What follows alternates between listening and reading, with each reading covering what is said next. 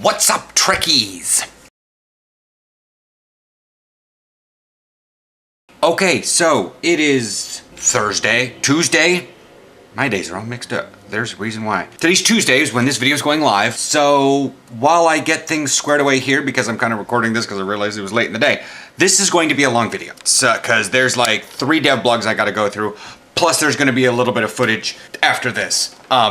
I'm going from this angle because the other one from this angle, the sun, and so there's a mirror over here. Didn't think about moving that one. So let's cut to last night so we can have Aaron in this thing, for Christ's sake, for once. So the trailer for season 10, which is coming out today, so you can watch the trailer in case the servers are down for a long time.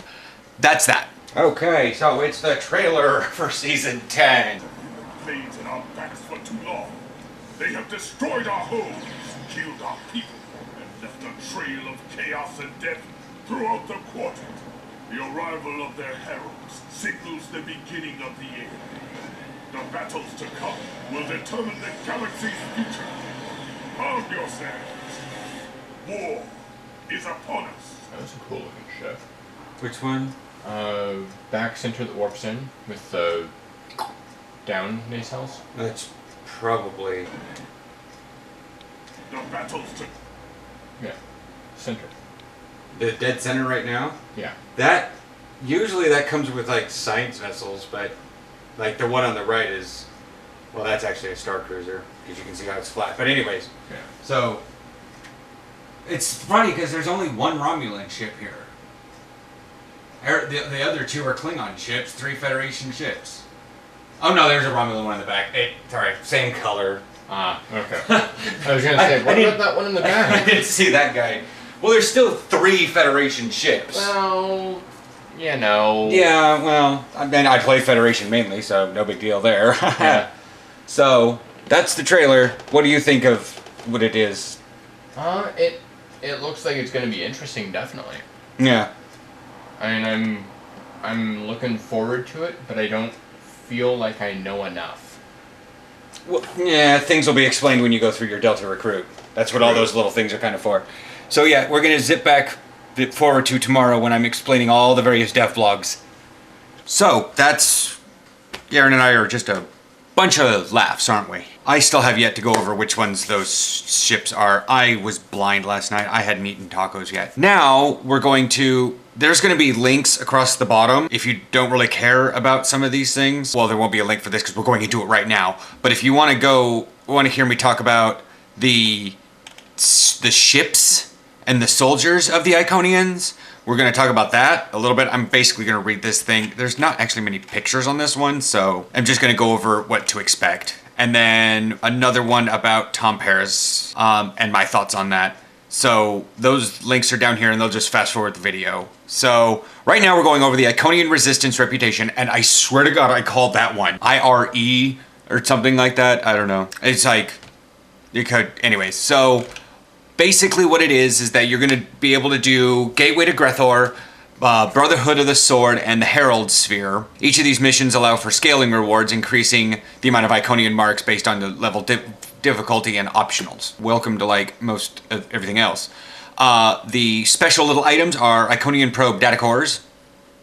Those will be advanced and elite, and these may also be submitted to the account for ore, for dilithium ore. Duh. And this is like rinse repeat reputation. So what do we really care about the reputation? Well, there's a space set and a ground set, and then we want to talk about the like console set. There's a weapon set, and then we'll talk about kit modules and then the various traits. And we'll go over that one pretty fast here. So obviously there's a deflector array, combat impulse engines, resilient shield array, and then whether or not you use a warp core or a black hole. So the deflector is designed to defend against the Iconians and blah, blah, blah. Its primary mode is to enhance shield and hull strength while mitigating structural damage caused by kinetic impact. So you have probably bonus. There's no actual like stats right here. So that's that. that.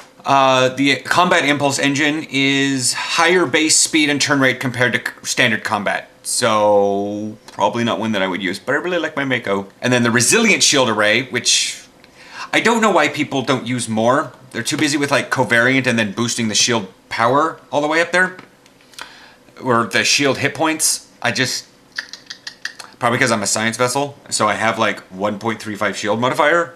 Like 35% more than the shields automatically are, so I use the Mako Resilient shield, and I still have like 13,000 shield.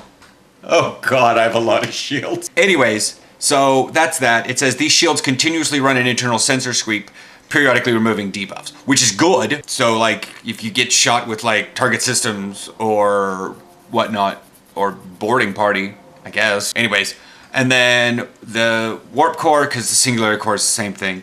It's regenerating hull and shields while traveling at full impulse and significantly reducing transwarp recharge times. Which may be a big deal once we get the giant, once we get the entire map, the transwarp cooldowns. But right now it's like, cool, I guess. So that's the 4 set from there. The set bonuses are receive a shield healing over time effect after using distribute shields, which everybody has. This isn't like an engineering thing. This is just like, you can actually use your arrow keys for that if you didn't know. You can actually just use your arrow keys and like, oh my god, I'm taking a lot of damage from the left. You hit left on your arrow keys and it'll start pushing shields over to that side. FYI, tips and tricks from the pros. I think this either might be the full distribute shields, like just click on the portrait. Again, you can do that too. People didn't know that. I'm not sure. I've gone through the tutorial. Didn't explain to be able to do that. You can click on the like where your hull is in a percentage, just click that and it'll like focus your shields all the way around. So good for tanking though. Energy augmentation actuator. When energy weapons are used, you have a small chance to boost your team's energy damage. So good for a command thing. Good for everyone else, but kind of works well with the command cruiser. And then radiant subatomic field is the 4th set. When activated, the ability provides a modest boost to damage, boost to hit points, and flight speed. Again, good for a command ship. So now we have the ordnance set, which is what I call the console set. It's usually got a weapon or torpedo and a console. Enhances damage output of all ships while enhancing the effect of hull and shield restoring powers. Again, command ship. The beam array, and the dual heavy cannons? Or the dual heavy cannons. Oh no, it's like that one, it's volatile, it can change. Advanced radiant anti-proton beam arrays, high innate crit severity, duh, as well as chance to provide us small temporary hit points. They continually reduce their recharge rates the more they are fired. Wow! Heavy cannons, same thing. So, and then the quantum torpedo. I always like these because I don't have to screw with my Mako set. Quantum torpedo, same. Oh, can cause radiation damage to chain up to 2 additional targets. Good for gravity wells. Good for anything where you have them like nearby. So even a Titan's Rift will work because that kind of slows everything down. I wonder what the heavy of that does. Reinforced, and then the set bonus for this 2-piece is a passive, improves shield structural integrity skill and temporary hit points provided by radiant field projector procs. Sure. When your energy weapon procs more hit points, you get more hit points. And then the 3 set is Advanced Radiant Hyper Recharge. You have to click it. Your Advanced Radiant Anti-Proton weapons fire an extremely powerful blast, Beam Overload, or Cannon Rapid Fire, I'm guessing. Deals additional damage to the target below 50% hull. Oh good, so quasi-execute. This bonus damage increases as the target's health decreases. Oh my god, and then you get that one passive from the one reputation that I think's Dyson. Wow! Where you do more damage the less health they have, and then you use this thing when they're at like 30% health. Oh my god! That's cool. I don't know if I want to use all 3 pieces, though. I'll have to figure it out. Ground set, all 3 pieces. Obviously, armor, shield, and pulse wave. Armor. It is equipped with a mobile field generator to reactively make the user immune to roots, holds, stuns, and knockbacks. So it looks like it increases the kinetic and anti-proton resistance. So it looks like an energy armor. Personal shield. Offers high capacity shields, resistances to bear withstand Herald assaults. Okay, the shield will periodically engage emergency decontamination protocols to remove debuffs. Sweet. You know, when you're running around on fire. Why do my duty officers love to run around on fire? Should the wearer be struck by physical damage, there's a chance of boom. Yes. Iconian Resistance Pulse Wave Assault Rifle fires a burst of radiant blah blah blah blah blah. Same thing. Once the charges are built up, the secondary fire capable of consuming the charge. Oh, so only in primary mode, but when you build up enough charges, you can use the secondary to cause the secondary fire to recharge very quickly. What? Once enough charges are built up, the secondary fire is capable of consuming the... Oh, so you get both, but as you shoot it normally, then the secondary fire can recharge quicker. Good for everyone else, not so great for tactical officers, because they've got that thing to like reduce the charge time of that. Anyways, so the set bonuses for that are passive, max hit points, armor penetration. And then the 3 set is activating this ability provides a modest boost to team damage. Okay, so it's good for command. That's awesome. Now the kit modules. Tactical, photonic overcharge. Provides a boost to crit severity and causes your weapon attacks to deal additional damage. As shield penetrating radiation damage. Yay! It's a security module. Engineering, fabrication module. Photonic barrier generator. Moderate amount of temperate hit points every few seconds and provides a modest boost to your damage resistance. Oh, good. Oh, good. Yeah, that's cool. Because it's another healing thing. Anyways, and now we have for research kit module, photonic overload. Cone AoE attack, so tachyon harmonic, deals radiation damage, reduces perception, and damage to the affected targets. Wow. So it's just boom! And they're like stunned and ooh, that's really incapacitating. I have the hiccups. Okay, so now that we got all that out of the way, traits. Tier 1. So I'm gonna go with the tiers here. It'll be ground, space, and then the last one is space. Energized nanites, passive. Receive a portion of your outgoing damage as healing to you. And the other one is bonus damage to kit skills. I like that one. I like that one better. Energy refrequencer, same thing. Outgoing damage, hull healing. Particle generator amplifier, bonus damage, exotic damage. Tier 3. Radiant ground module, detonation module, passive. Transfer weapon to cause a moderate amount of radiation damage in an AoE and remove debuffs and remove buffs from the affected target. Oh, nice. So it's radiation damage plus subnuke. And then destabilizing phase screen. When damaged, gain immunity to all damage for a short period of time. May only occur once a minute. And then same thing for space, which I may actually pick that one up. Because radiation damage means particle generators. Yay! And removing buffs is great because subnuke has a long cooldown. And then, again, when damaged, gain immunity. Is a space trait. Deploy sensor interference platform. Create a platform that taunts nearby enemies. Oh god, it's the sentry totem. And debuffs enemies that attack it. Nice! It's a sentry totem, but useful! Wait, no, sentry totem was this. What was the other one I was thinking? Earth grind? Stone grasp? What was the one that taunted? Yeah, stone grasp totem. Because the earth bind was slow him down. Anyways, so that's that. That's the resistance, the Iconian Resistance reputation. Again, all these links will be below. Okay, if you've been watching this video the entire time, or you've actually fast forward because you don't care about the reputation that was back there, yeah, cool. We're going over the Herald of the Iconians. This is not going to be so much stats, it's just like me reading the idea of what the Heralds are. It's kind of an art blog, mostly. I'm not going to read the whole thing, but it's basically how they've been working on getting the Iconian look. Again, there'll be links below to this, to everything that I'm talking about in the various sections. And so you can see all the various pictures that are on here. But they're ground troops. Well, it says here, like the Iconians, the natives of Tau Dewa, they too have 6 eyes. The Heralds are not a servitor race. They were not conquered, coerced, subjugated, bargained with, or grown. The relationship between the Heralds and the Iconians goes much deeper. The Heralds are children of Iconia. Oh. They are not the Iconians themselves. They are native to Iconia, but they are native to Iconia and probably share a common ancestor with the Iconians. Okay, so, like a dual growth.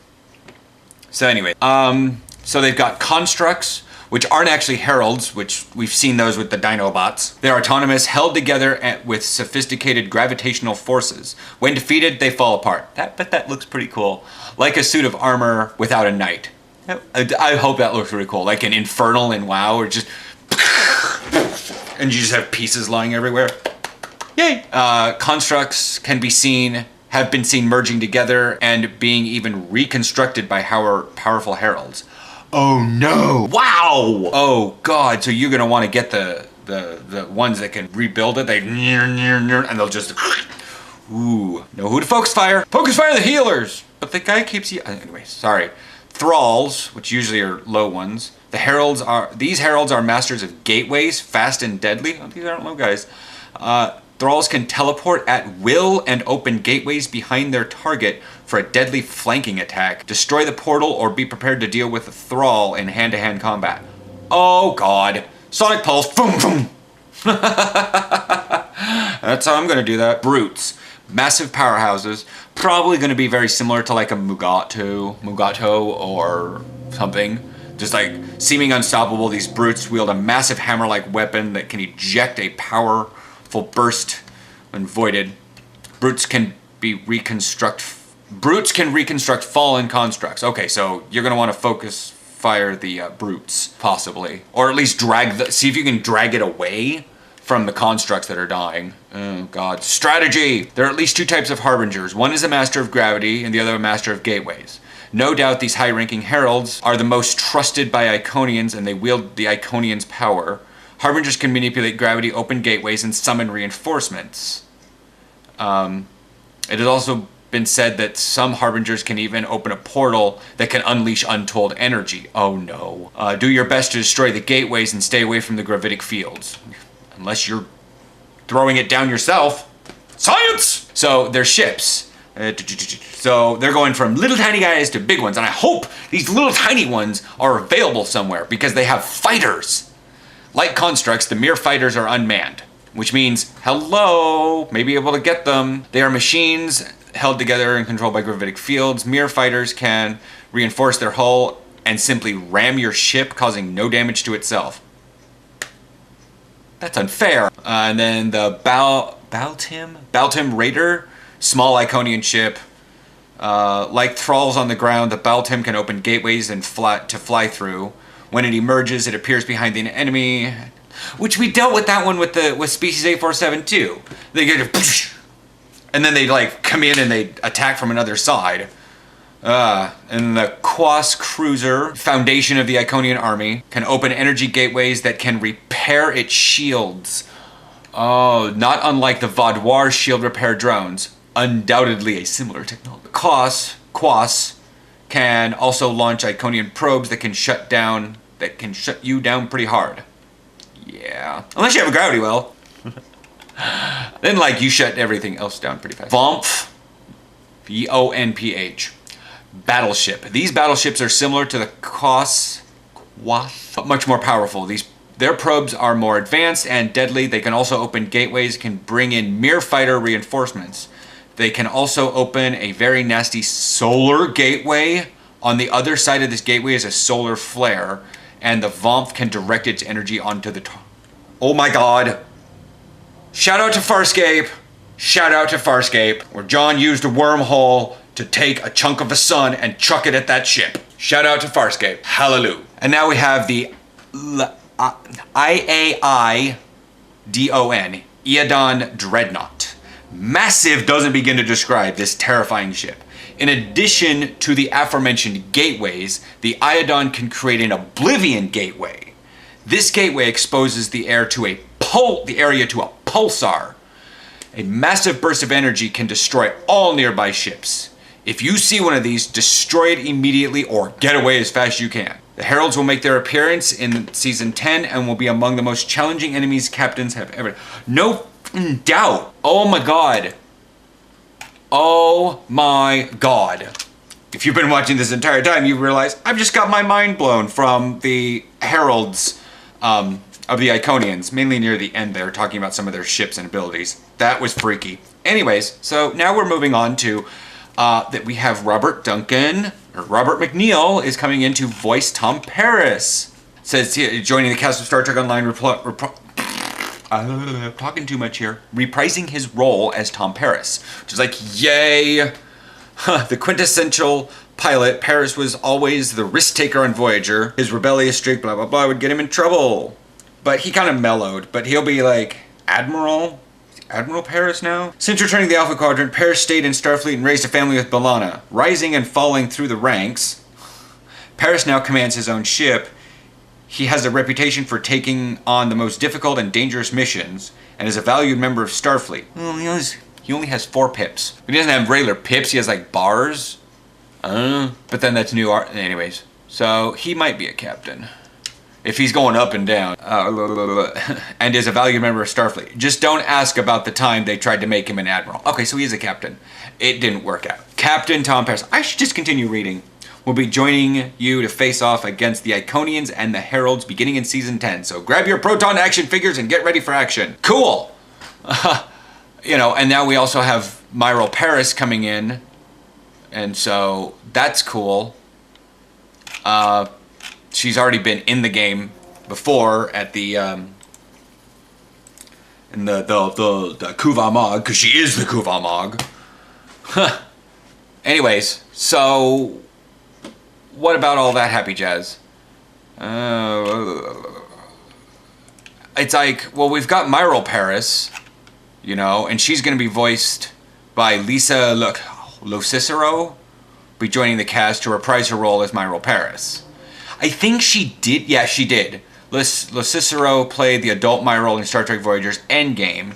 In addition to her trip into space, she was a veteran actress, blah, blah, blah. Rush Hour 2. Okay. So, that's pretty cool. Yeah, she is. But it's like, if we've already got... Did I, like, lose it and, like, B'Elanna went somewhere weird? Or do we not have B'Elanna yet? We've got Tom. We've got Myral. Where's B'Elanna? Bring on B'Elanna. I mean, I know the whole Klingon thing and, like, had an issue. So... Anyways, I will... Thanks for watching this really long Trek Tuesday. Like I said, this is going to go up like as early as it can, April 21st. That's when all this stuff said it's going to come out. So I may be wrong. This may be completely... right here, the Iconian War. April 21st. So I've got to get this going. Delta recruitment week 3. Any new news? Okay, it's week 3. Blah, blah, blah. And then making of the Herald part 1. And this is the full-blown art stuff. I'm just going to link to the search results. And you guys can browse all these that are like new. If you're really into the art stuff. I'm not going to go over it. I've already spent a lot of time talking. Chat with you guys later. I'm going to probably be on finishing up my character so I can do some of this stuff and get the good rewards for my main. But I know how expansions work, and I'm probably going to hold off personally a little bit. Because everyone's going to be jamming the content really fast. And so, yeah. I'm just probably going to wait a week or so. I've got a lot of stuff going on in real life with like football and stuff. So, chat with you guys later. Remember, it's @Dashrick. Just like the channel name. You can just friend me. I should go on and check my friend requests later. Because it doesn't bring it up right away. Anyways, bye!